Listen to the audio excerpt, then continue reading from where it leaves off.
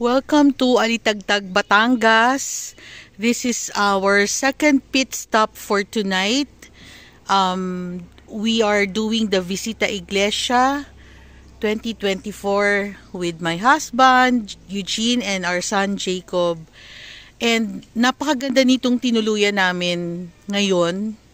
Tutuluyan namin kasi maliban sa very peaceful ang surroundings and ang daming fruit-bearing trees, malinis, may swimming pool, for the price of less than 5,000 pesos, not included the service fee of almost 500 pesos. It's worth the price kasi you get to stay in a very secure location, gated, in Alitagtag, Batangas. Ako, what I did was, I booked it through Airbnb. And the hosts, Beth and Neil, are very accommodating and they were very mabubuti silang kausap, no? Maayos silang kausap. They easily responded and they even confirmed our reservation. And dito tayo sa may parang veranda area, may sitting areas dito. Napaka-presko, and you can also grill. Meron silang barbecue grill. And going inside, ganda ng tiles nila, terracotta. I like it. Hi, Papa. What can you say about this Airbnb? Nice. Oh, nice, no? Kasi traditional Filipino house na true to its name talaga. Nakapost sa Airbnb. It's their rest house, kaya maramdam mo na talagang very homey, very cozy. And the furnitures, talagang native, and they have many paintings. And the kitchen, tingnan nyo, malaki ang ref, merong range, 4 gas range, malinis ang sink, meron pa kayong view ng garden sa labas, tapos yung dining area, very spacious. I think this is good for 6 kasi they have 2 rooms. Kasi itong third room na nandyan, it's where the caretaker sleeps. Couple sila na may anak, si Beth.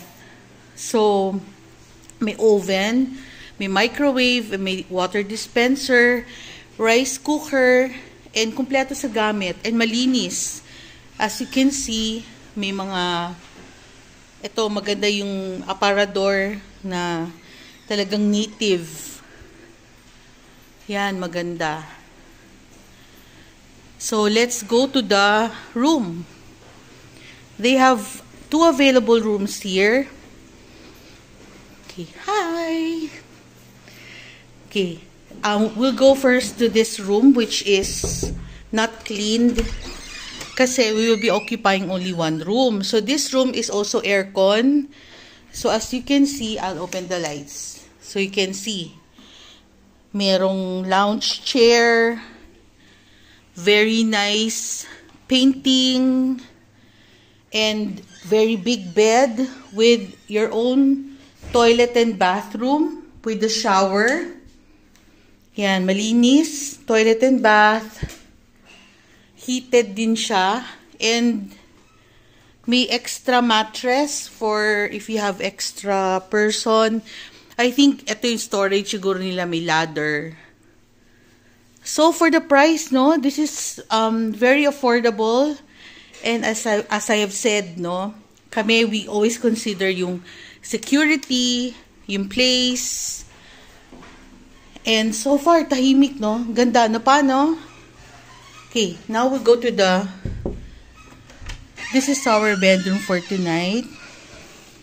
I think Jacob is in the shower already. So, this room has a bathtub. So, may single bed and merong king size bed na very homey. They have electric fan and AC. And malaki yung TV, no? I think they have Netflix also. Pero pag ganito naman, pahinga lang. Okay na kahit walang TV. Ang ganda ng aparador, oh. Very local, no? The seashells, very nice. Ay, ito pala si Jacob. I thought you're inside the shower. Hi! Mayain ang anak ko eh. So, nobody's inside the shower. Let's take a look. So, they have a sink. Malinis. The floor. The toilet. And may bathtub. So, kung gusto niyo mag-soak sa gabi to rest your tired bodies like us. Okay, napakaganda to. So, again, this is located in Alitagtag, Batangas. Dahil pa palang books dito. Oh. May mga board games din. Very nice, very homey. I like this lamp. Okay, so if you like to book them, they're in Airbnb. You just look for Alitagtag, Batangas, and mag-appear doon yung traditional Filipino home. This has cost me less than 5,000 pesos, not including the service fee. And very cheap, very relaxing, very clean, and highly recommendable. Okay. Thanks.